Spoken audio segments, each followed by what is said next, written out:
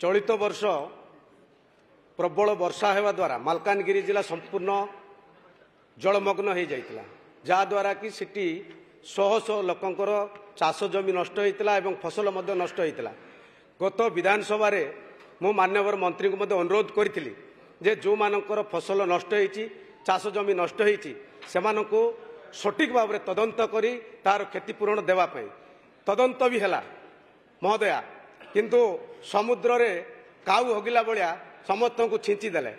किए 100 टंका पाइला तो किए 200 टंका सठिक भाव में तदंत करा जाय नाही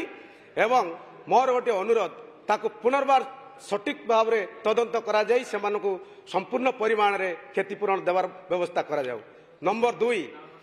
प्रबल वर्षा द्वारा रास्ता घाट ब्रिज भग्न अवस्था रे आज पर्यंत पड़ी रही ताकू तदंत करी बहुत लोकंकर घर मध्य भुसुड़ी जाइए जेहेतु माटी कुड़िया घर मध्य भुसुड़ी जाइए तदंत करी घर देवार व्यवस्था करा जाऊ एवं जो रास्ता घाट भांगी जाइए मैडम ताकू तदंत करी तुरंत तार कराइबा पई व्यवस्था करिवे कि धन्यवाद मैडम। महोदय ये सरकार ओडिशा रे गठन हो मालकानगिरी रे बन्या आसिक पहुंची थिला एवं महोदय ये बन्या समय मु मालकानगिरी परिदर्शन रे जाइथिली बन्या परिदर्शन रे जाइथिली ओडिशार माननीय मुख्यमंत्री बन्या परिदर्शन एवं तजनित जो क्षयक्षति तार आकलन समीक्षा करने जाइथिले जेते लोकंकर फसल नष्ट होइछि महोदय किंबा घर नष्ट होइछि क्षतिग्रस्त होइछि तार जहाँ एसेसमेंट जिल्लारू आसीथिला से एसेसमेंट अनुसार महोदय केबे कार्पण्य ये विभाग देखई नहीं क्षतिपूरण देवा बाबद रे सेटा मालकानगिरी बन्या विषय हो परवर्ती अवस्था दानार विषय हो कि एबे जो अदिनिया वर्षा भी होकर क्षयक्षति नष्ट होला महोदय से आमे ओडिशार विपर्य परिचालना विभाग तरफ 292 कोटी टंका आमे देइथिलु जार क्षतिपूरण राशि मोटामोटी आवंटन हो सारा मालकानगिरी महोदय से समय मोर जो अध्ययन थिला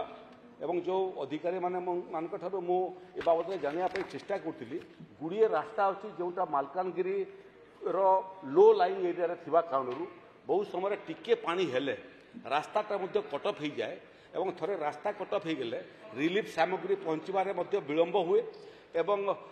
सुरक्षा बाहिनी पहुँचबार विलंब होता है से कारण महोदय से रास्ता को सब उच्चा करने जमी अल्प वर्षा पानी रे सेटा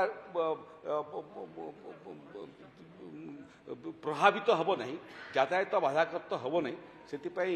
वास्ट डिपार्टमेंट को बाबद परामर्श दिखाई से बाबद डीपीआर प्रस्तुत कर तेणु ये बाबद जदि 100 टंका शुणिक मुझे आश्चर्य हेली जदि ये किए 100 टंका पाई से तथ्य मत देले निश्चित भाव में अनुसंधान कर 100 टंका केमिति पाइला ए बाबद जो जदि निर्दिष्ट निर्दिष्ट कौन व्यक्तिर जदि क्षयक्षतिर हिसाब होती पंजीकृत होती एवं पाई नहीं से भाया कौन तथ्य जदि माननीय विधायक पाखे थो ताले सेटाको परीक्षा निरीक्षा करी वर्तमान तार प्रति न्याय करने ये विभाग प्रस्तुत अच्छी एवं कार प्रति जो अन्याय होइथिबो एवं निर्दिष्ट प्रमाण थी ताकू तदंत करने विभाग प्रस्तुत अच्छी।